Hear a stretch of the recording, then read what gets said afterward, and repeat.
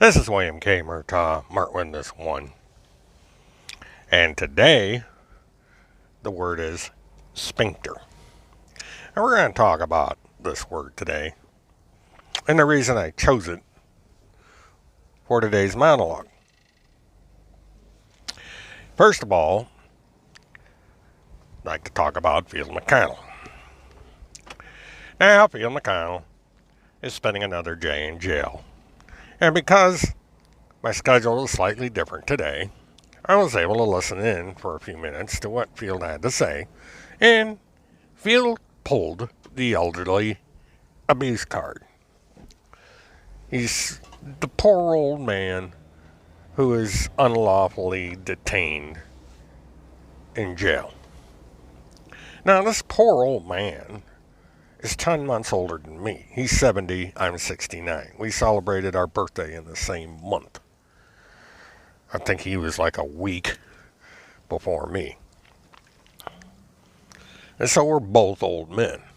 I'm sitting in a nice, comfortable little car. I don't know how comfortable it is, but I'm able to go where I want to go and do what I want to do while he is in his little cage.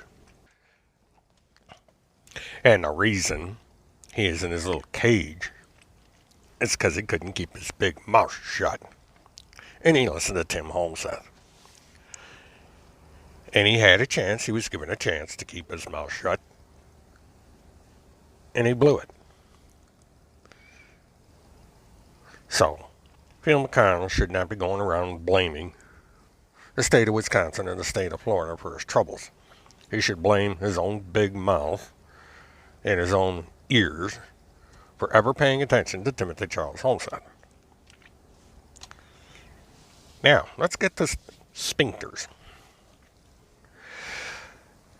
And this actually ties in to Field McConnell. Because in late September of 2019, I believe it was the 26th, it was approximately a month after Timothy Charles Holmseth decided it would be in his best interest not to go to court for his latest trial regarding his inability to keep his big fat mouth shut. Very same reason that got Field where he's at today. Well, on this fateful day, there was a mystery caller that was going to call in. And Field McConnell told a rather interesting little story. And that story was about a very young Timothy Holmseth. A Timothy Holmseth that was probably about 8 years old. That's a little important detail. I'll get to why this 8-year-old indicator is important. I believe Field said that it was Timothy Holmseth's sister that recounted this tale of a time when Timothy Holmseth went to a park, a carnival, or something, and he said his sphincter hurt, but he couldn't pronounce the word sphincter. Because he's a child, the word got pronounced wrong. So when it came time for the mystery caller to call in, which he did,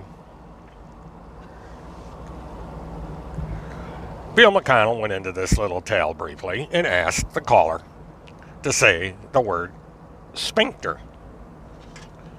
And the mystery caller correctly pronounced the word sphincter. To which Bill McConnell says, "You are not Timothy Charles Holmseth." Now, I thought that was kind of stupid because Timothy Charles Holmseth has made a horrendous amount of YouTube videos of all kinds, audio, podcasts, whatever you want to call it, things similar to what I'm doing here. So everybody knows this voice. So when the mystery caller called in, it was clear that it was Holmseth. There was no doubt about it. But Phil McConnell decided to go along with this little farce. Now, I've always wondered, why in the hell did Phil McConnell come up with this example? Why did he use the word sphincter? And why did he use this tale? I mean, what brought this in? If it's true, that's one thing, but it's still weird. Why use a story like that? Unless it's the only way he could come up with a way of trying to identify the mystery caller. And he wound up lying about it. You know, what was it that caused him to use this story in this manner?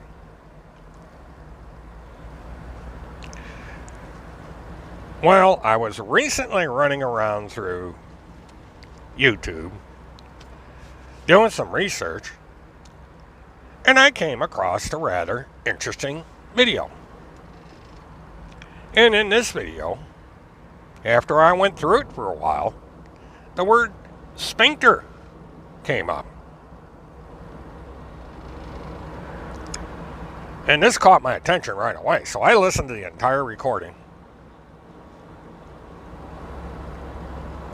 And what I heard, and when I absorbed it, I had one of these aha moments. This is the way it went. This caller calls in, and she said that the parents, or the people that had her child, this obviously is Cynthia Ebzug, by the way, and Cynthia had called into the show, Northwest Liberty News, and she told this story of where her 8-year-old son was unlawfully taken from her and given to a set of foster parents. Now, the foster parents wanted to take the child to Disney World, and the mother objected to this.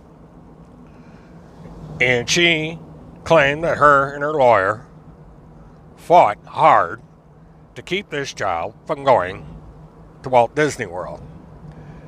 Now, why on earth would you keep a child from going to the one place that children all over the world dream of?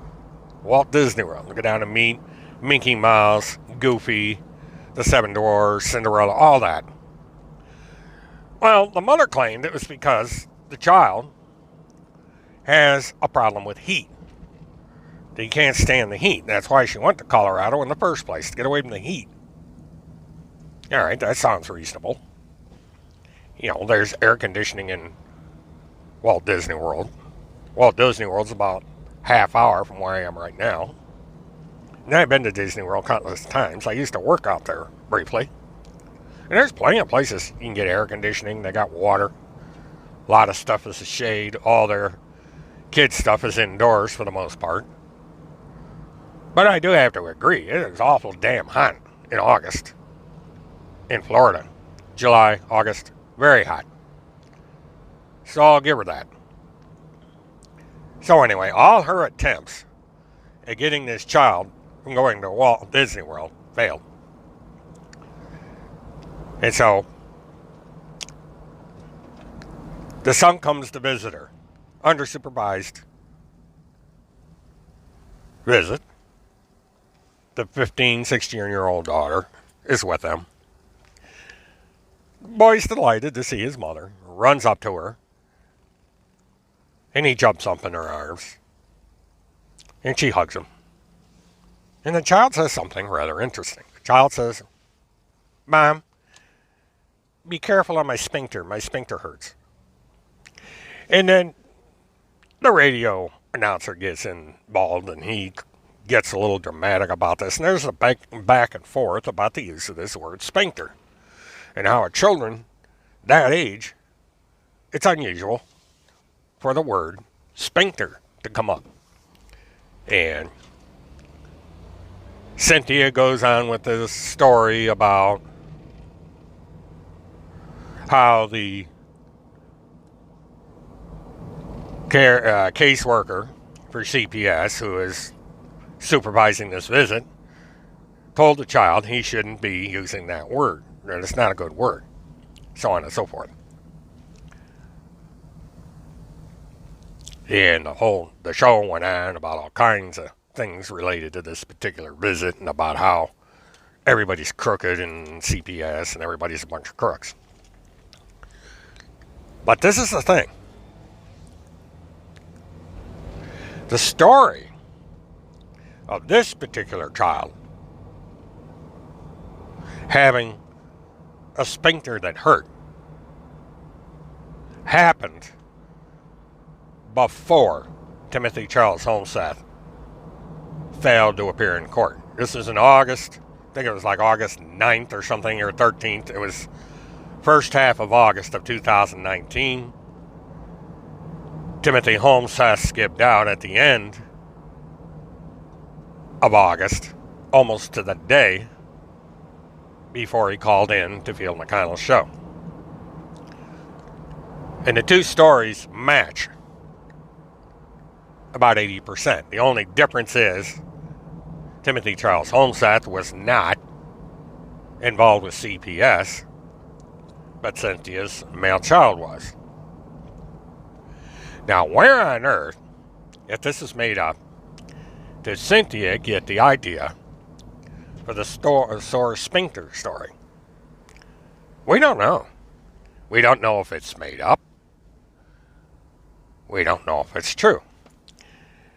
But I find it both highly coincidental and highly suspicious that on August 26, 2019, that Timothy Charles Holmseth and Field McConnell came up with this exact same story. Now, something else came out in the call. Field McConnell gets mentioned, along with the other members of this little group, the Children's Crusade and the Pentagon Pedophile Task Force. Kirk Pendergrass, Tim Holmseth, and Phil McConnell. They all three got mentioned. Now remember, in the 3-part series that was done, Cynthia Abzug admits to meeting Timothy Charles Holmseth. And it's apparent that Cynthia Abzug knew of and had contact with Field McConnell.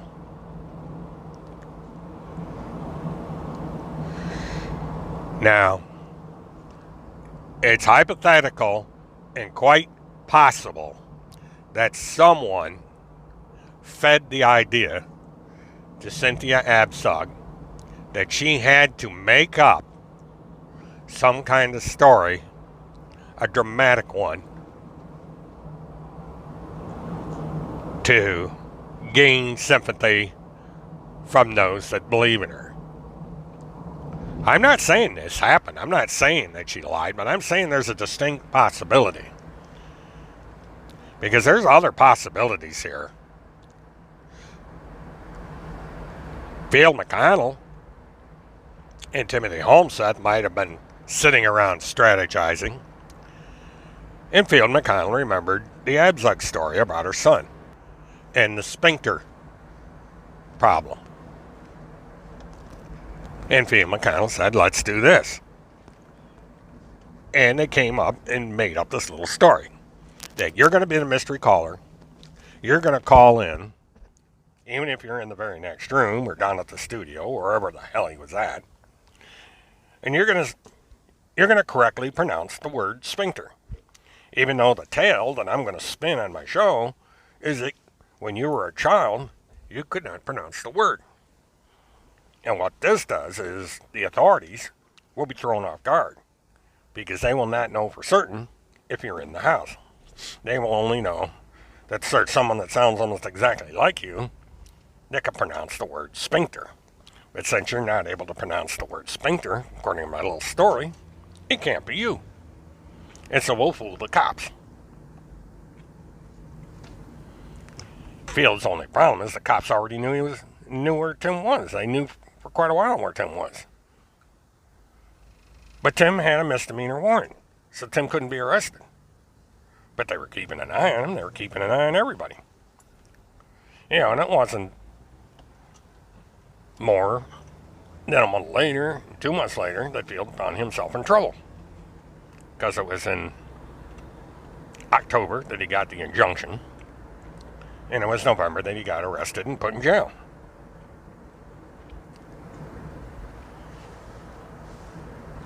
And so I imagine the day that he got arrested, he had a rather tight sphincter at that point. Now, what we have here is two possibilities. The one possibility is that Cynthia Abzug was telling the truth, and that the incident that she recounted might have happened, might have been true. And then Field McConnell and Timothy Charles Holmseth used that story to their advantage. They changed the elements around to fit their narrative. They decided that they would make up this little tale about Timothy Holmseth and the carnival and having problems with his sphincter.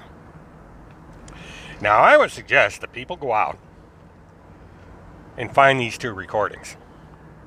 The recording by Northwest Radio News, or Liberty News, excuse me, will come up on YouTube at 5 months ago, depending on when you look for it. It was in August of this year, or it was in August of 2019.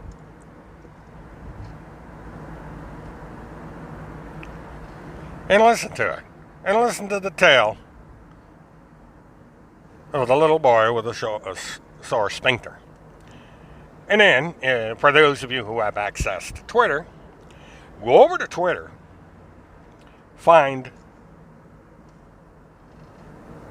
one of the accounts over there that has a link to a BitChute of the August 26th or 29th call the mystery caller made to Field McConnell. And Field McConnell's account of when Tim Holmseth was a child and he had problems with his sphincter. And judge for yourself.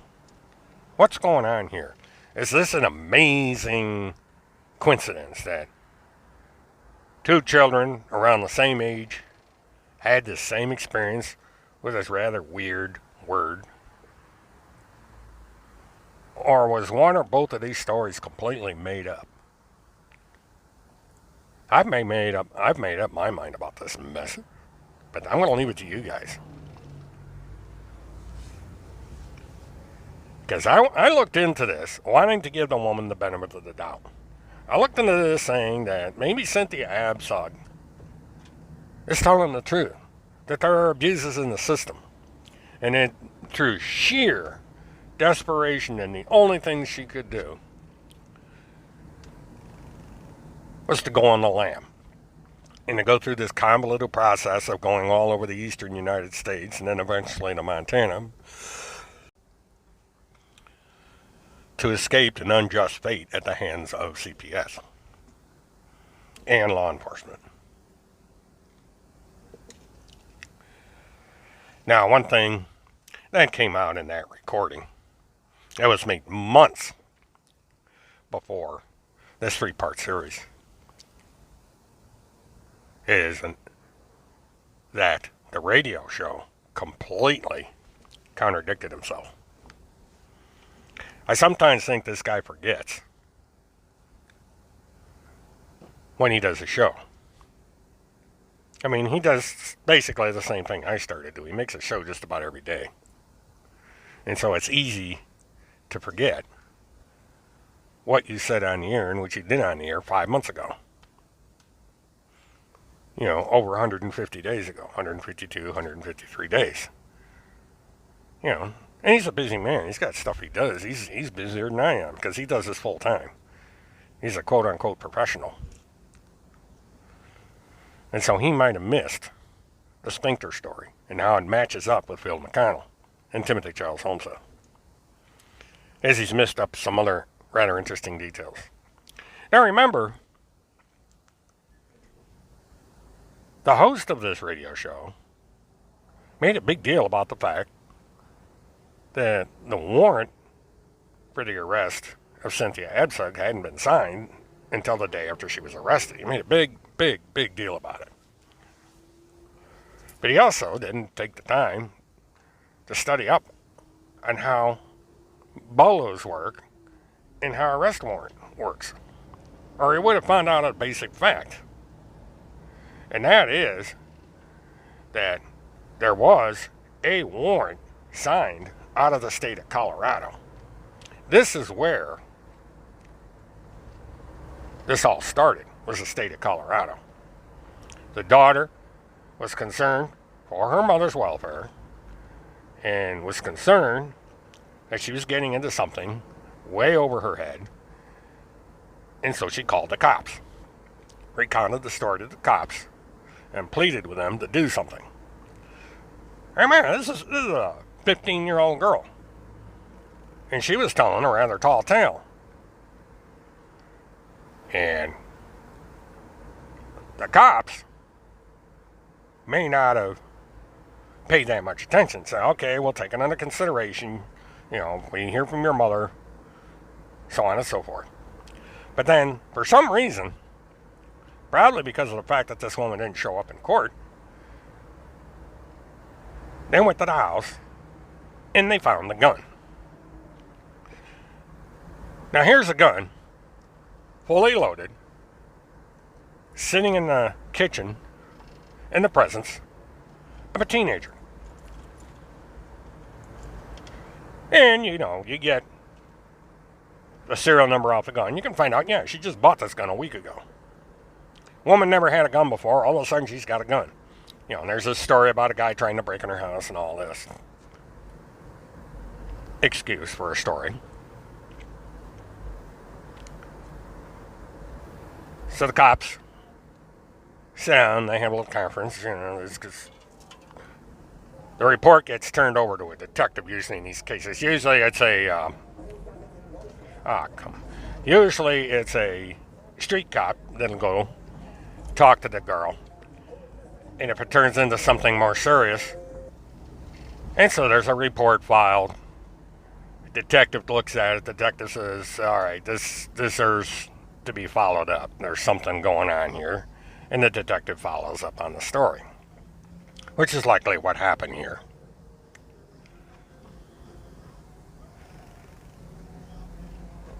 So,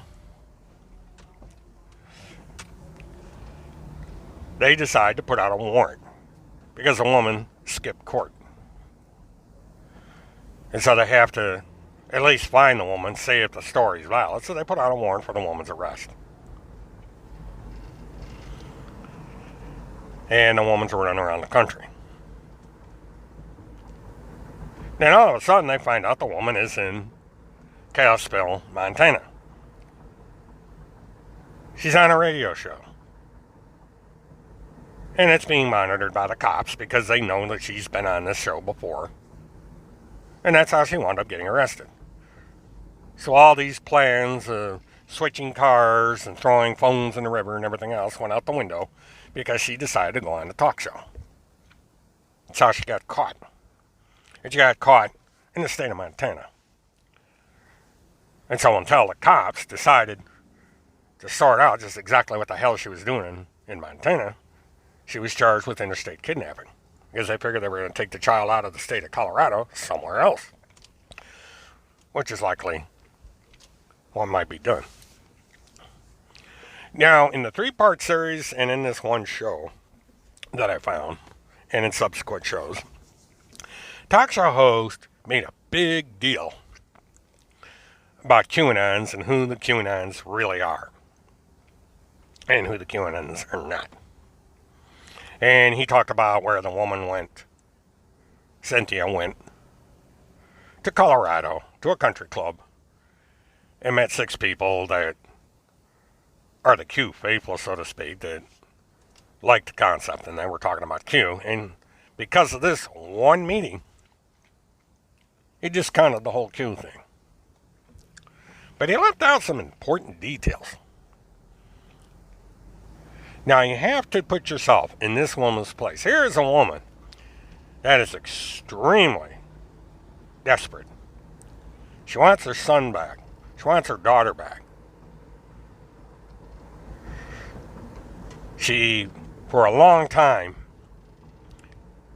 has felt that CPS was kidnapping her children. All of a sudden, she starts hearing about QAnon. Now, it may have started with this group at the Colorado Country Club, but at some point, she started bouncing around on these various social media broadcast sites like Northwest Liberty News and eventually Field McConnell. Now, what does Field McConnell boast about, brag about, claim, talk about all the time? Talks about Q. If you watch enough of his shows, you're going to see a big Q poster in the background. And then we got Timothy Charles Homeseth. Timothy Charles Homeseth claims to be part of Q. You got Daniel Lee, Preacher Dan. He claims to be part of Q. And there's all these people surrounding Field McConnell that claim to be part of Q. So you got Q all over the place. And this so-called journalist, this so-called intrepid reporter that is supposed to be following all these issues, totally missed that fact. That the reason that this woman was so on to Q and believing in all the stuff that is mentioned by Q, the sacrifices, the trafficking of children and all this other stuff, was due to listening to Field McConnell and Timothy Charles Homeseth and people like them. That's where she got all these ideas, and she panicked. She started having visions, maybe nightmares, of her 8-year-old son being eaten, having his blood harvested and drank in these satanic rituals or some nonsense. And here's a woman that is alleged to have Munchausen's by proxy, and she's getting her head filled with all these weird ideas. And so that's when it should have dawned on this talk show host that perhaps Cindy Absug was indoctrinated into this fake Q movement. And that's why she went on the run. She was brainwashed. Could be argued by her defense. The woman was brainwashed. She was desperate, not thinking with a clear head. And she got involved with the Q individuals, Tim Homeseth, Field McConnell, and these other people, thinking that perhaps they offered the hope that she might somehow get her child back.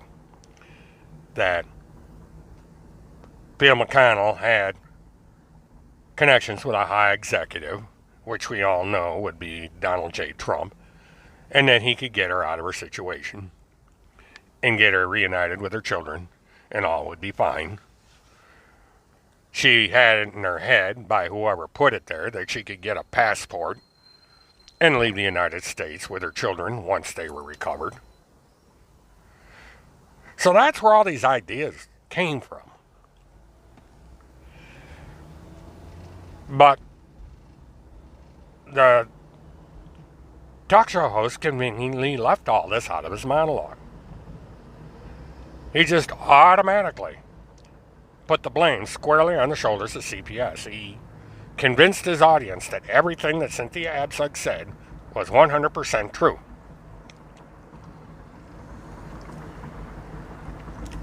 When incidents such as this little story gets repeated on Field McConnell Show, and I don't know how many other times this little tale has worked its way through the conspiracy theory network out there, all these places she's been, all the talk shows she's gone,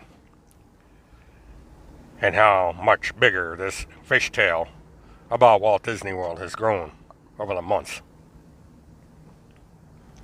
But this is a prime example of what I said a long time ago about fishtails. There are cases, especially with stories that are not true, where these fishtails have a tendency to get expanded, that the fish grows bigger every time the tale about it being caught is told. It goes from a minnow to a shark by the time all the stories are told, and the circumstances behind catching these various versions of the fish. And so, I don't care what side you're on, whether you believe this woman or not, or whether you're in the middle. But when you hear something like this, where two different versions of the same story involving two different children are relayed through parties connected to each other, you gotta wonder if there isn't something suspicious going on here. That perhaps the accusations against this woman are true. Perhaps she is suffering from Munchausen's proxy. Because this is a symptom of it. These tales come up about their children in danger, the children are sick, something's wrong with the children. And there's these evil people in CPS that have given her off to people that are abusing them, and that the foster parents are basically helping CPS make all this money, and so on and so forth. Which kind of gets to the question of, if this is the case, where CPS comes in and takes all these children because they can make a fortune with them, why aren't more children caught up in this? I personally know people that went through CPS. There's someone that was basically the uncle of the two sons of his sister. And there were circumstances in there where CPS came in and said that they had to remove the sons from the mother, because the mother abused, allegedly, drugs. The mother's then husband was in jail. And this is typical of how CPS gets involved in these cases. So what happened? CPS got involved. But CPS did not take the two boys and put them in the home of a stranger or any of that. They let the uncle adopt the two boys. The two boys have been with the uncle now for over a decade. Maybe a little more than a decade. They've both graduated high school. One has a job.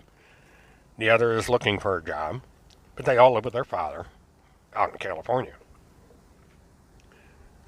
There was none of this dramatic strife that goes on in the case of Cynthia Abzug. And I see this repeated every day, where there are people that get involved in CPS, and they come in, the situation's resolved, and the children are kept within the family unit. The Haley Cummings case is a good example of this. Haley Cummings disappeared under mysterious circumstances, but there were other children in the family unit. The remaining children did not get sold through CPS to a family of strangers. CPS is not making money off the surviving Cummings children. The children are being taken care of by members of her family and by members of their family.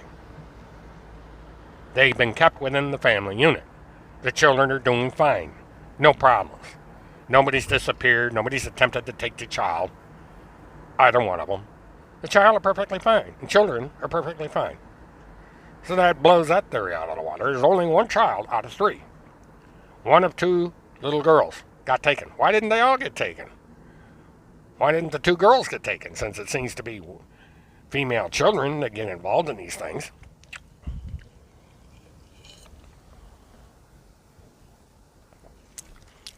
That's where these stories fall apart. Is because you get little exceptions to the rules here. I see thousands of children with their parents every day. In all kinds of settings, Go to Best Buy, go to Walmart, go to different places. People with their children, young children. And it's obvious that these people are in the low-income bracket. But they're with their birth parents. They're with their mothers, their fathers, stepmothers, stepfathers. They're in the family unit. They're not wards of the state.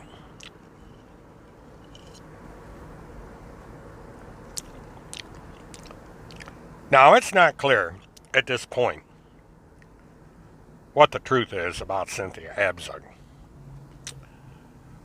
We're probably going to find that out once this case goes into Colorado and goes before the court, and see how everything's adjudicated, and see if, hopefully, the truth comes out in all this. But when I heard Cynthia Abzug's interview on Northwest Liberty News, and then I recalled the very famous mystery caller incident with Phil McConnell, these separate incidents had an influence on me. The doubt creeped in that perhaps the story of Cynthia Abzug isn't all it's cracked up to be, that there's lingering doubts here about her giving an accurate account of what happened. That there's doubts that Cynthia Abzug is telling the truth. Now, perhaps we'll find out. But when you've got a guy that goes on the air and says he's got a personal relationship with the President of the United States, and then he claims to be the head of this Pentagon pedophile task force, or at least an important part of it, and he has an important attachment to this children's crusade, and he makes claims about being able to buy a veterans ranch in Florida or in Texas, and all these other claims that have come out over the months, you have to ask yourself, is anything this guy says true? Can we believe anything this guy says? There's a lot of people that believe in this guy. I just, as I have said before, I find it strange that people believe in this stuff. But they do. And I guess that's the way things are, that you're going to believe in these things because you want to believe in them, because you're a forever Trumper. You believe that some guy out in the state of Washington is JFK Jr., or he's a private detective or a CIA agent or whatever he decides to be any given week. And there's a guy out there that's the postmaster of the world and has a patent on the Title IV United States flag. I mean, if you're willing to believe this stuff, you're willing to believe anything. And you're willing to believe Cynthia Absug, regardless of what the evidence says is the truth. It's called blind faith. And when you got a guy on a daily basis that calls from prison, breaks out the old Bible and starts reading verses, you get reeled in like a fish, believing everything that's in that Bible. So here we are, on the last day of the first month of the first year of the second decade in the second millennium. There's more to come. 2020 is going to be an eventful year. Very shortly, Phil McConnell is going to find out if he's going to Florida. And I should say, he's going to find out when he is going to go to Florida. The days are ticking by. He's filed his petition for a writ of habeas corpus. There'll be an emergency hearing set in the next few days, and that matter will be dealt with. And then Phil McConnell will be leaving on a jet plane for the state of Florida.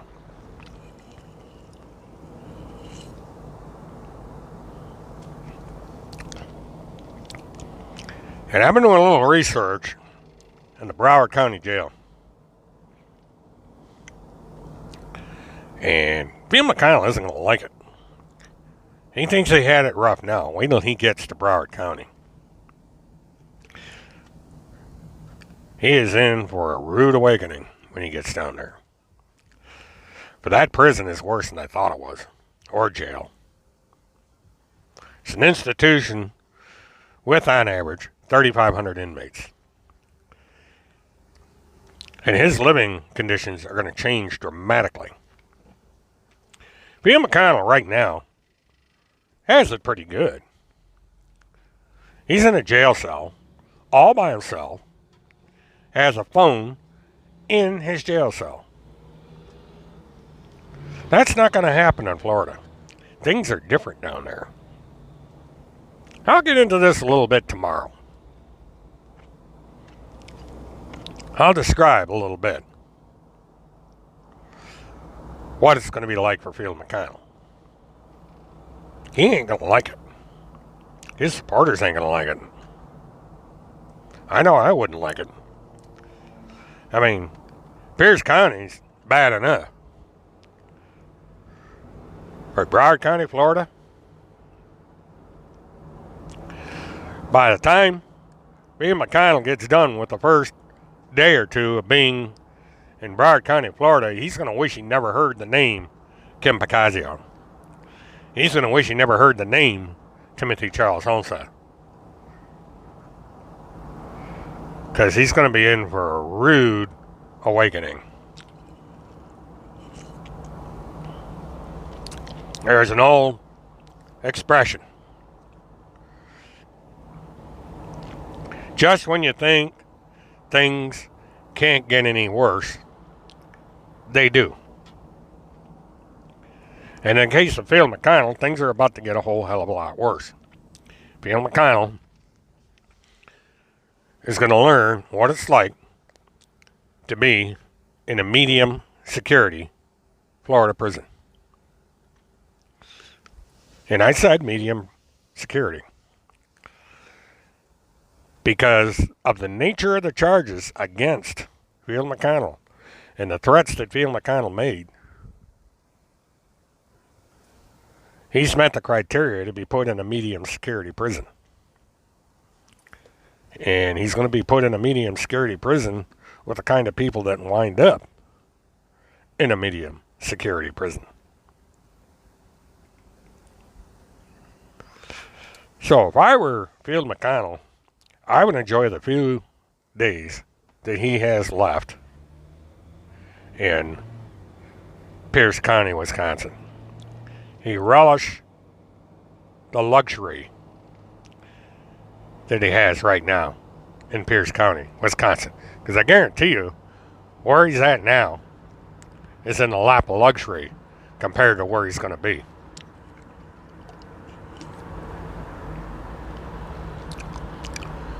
Field could have had a good future right now. I've said this before. He would be at home doing his thing,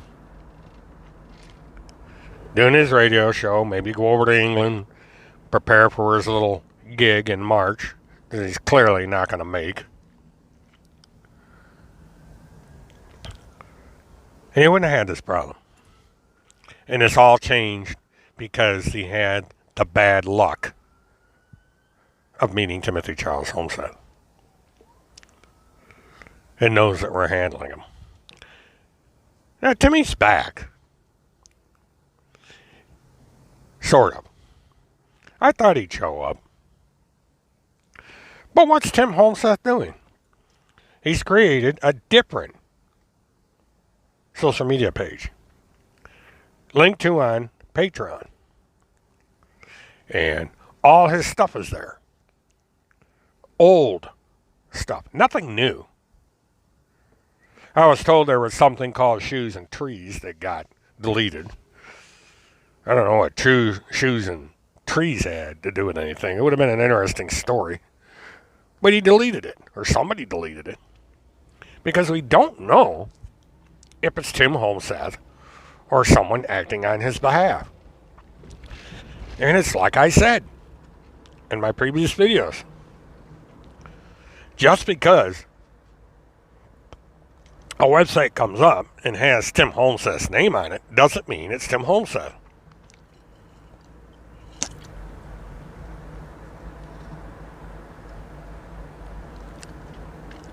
It's somebody else. You know, Tim Homestead could be at the bottom of a lake somewhere and we'd never know it. Because you can set Patreon up so that the third party gets your money. Because all it takes is whoever set the account up to set it up in their name.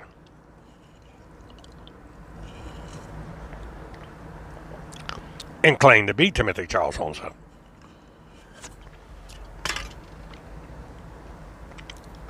Just like you could do with a Twitter account. You can create a Twitter account using a known name, and that person not be who they say they are. It's been done all the time. There's people going on Twitter just about every day saying my account's been hacked. Somebody's impersonating me. Report the account. So it's just as easily done that this new account that showed up under Tim Homestead's name is done by someone other than Timothy Charles Homestead. Because there's no new material. There's nothing we can identify with Timothy Charles Homestead. It's all old stuff. The stuff is over on his other account. The material's on his Big Shoot account. It's all over the place. Same stuff. So there's nothing new. So is it Timothy Charles Homestead? Maybe. But maybe not. Maybe somebody's pulling an elaborate hoax. Somebody's pretending to be Timothy Charles Homestead. We'll never know. until there's sufficient proof of life that's given under the correct set of circumstances that demonstrates that it is actually Timothy Charles Homseth behind all these videos that just popped up in this new Patreon account. Tim Homseth being on the couch in a living room is not going to be adequate proof because these things can be faked. You can take old video and in some cases elaborate software and you can impersonate somebody. There's all kinds of weird stuff out there on the internet anymore. Some of it's expensive, some of it's not so expensive. And in the hands of someone with the correct skills, anything can be faked. And so we're not going to really have any real assurance that Timothy Charles Homseth is alive and well and able to conduct his life of his own free will. He could be a prisoner, could be kept under a tight control, like the only friend he has says, and perhaps someone felt it necessary to make up this new website in order to appease this person because she's the one person that might be able to unravel this mess and expose all this fraudulent activity. And so they had to come up with a way of suppressing her. It's not going to work. I know this woman. She's very persistent. You know, she's not going to let go until Timothy Homseth personally contacts her and they have a conversation. Because Tim Homseth knows who this woman is. He knows how to get a hold of this woman. And the woman knows Tim enough to know if he's okay or not. So until that happens, this woman is not going to be satisfied reading a bunch of old articles with a Patreon account attached to it. She's already made her feelings known on that. She's suspicious, as she should be. Because the one thing that came out with Absug in her situation was that the handlers on the road with Cynthia, the woman that was providing the purse strings, and all these other people seemed to do everything necessary to frame this woman. That they were out to paint a bleak picture. They planted all these bracelets, according to the witness that was on the show the other day, the mysterious caretaker taking care of the dogs, that there were all these bracelets. And there was the gun. And there was the schedule on the wall. This was a veiled accusation made by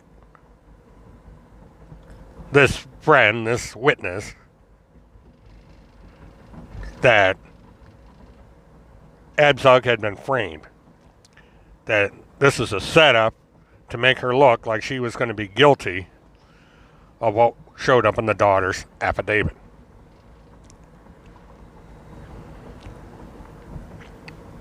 You leave a loaded gun in an apartment. You have a little note on the wall. And you have all these little bracelets. And it's clues. And they start looking in to who this woman's been associating with. And you find she's been talking to Field McConnell and Tim Homseth and all these other people. And these people proclaim a direct connection to Q. You have Randy in Wisconsin. All you see on her Facebook page are Q stuff.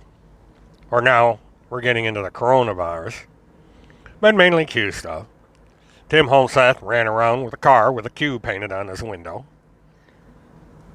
Phil McConnell had Q up on his wall at one time.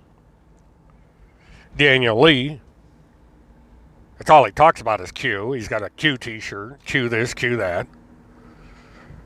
So you have all this Q stuff out there. And then you have all these people surrounding Cynthia Abzug being incredibly sloppy.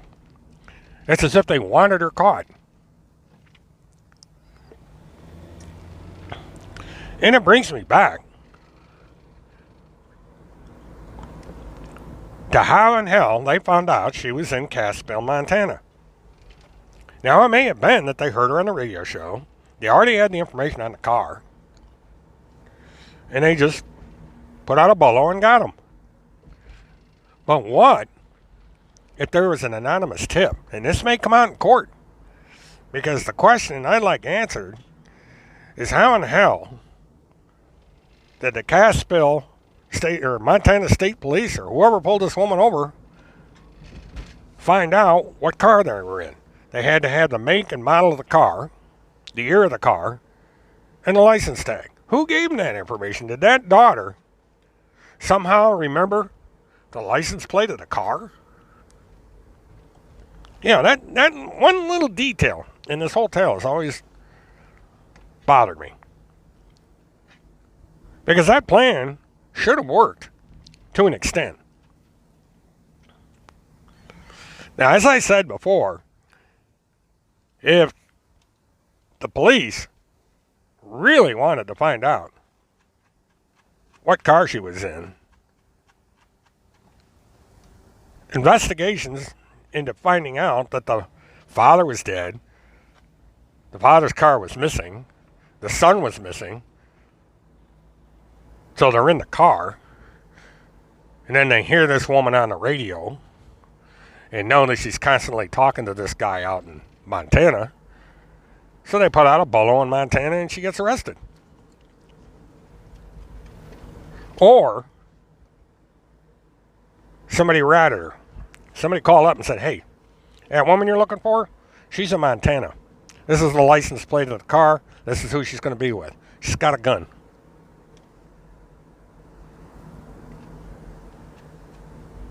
Wouldn't that be something to find out? That she got arrested because all these people that she thought was helping her ratted her out to the cops. That they wanted her arrested. They wanted her to be a martyr. Because here's that martyr again.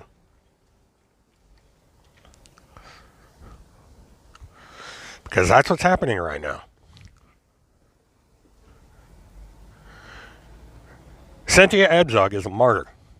She's this poor, desperate woman being treated real meanie like by the big evil government.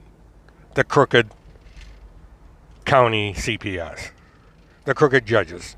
The crooked cops. The crooked this, the crooked that. Everybody's crooked. Except Cynthia Abzug and Phil McConnell, Timothy Holseth, and the rest of this bunch. Everybody is just, they're the resistance. The ultra right-wing version of the resistance.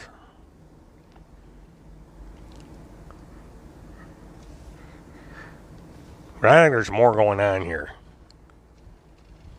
I think that they need martyrs. Phil McConnell's a martyr.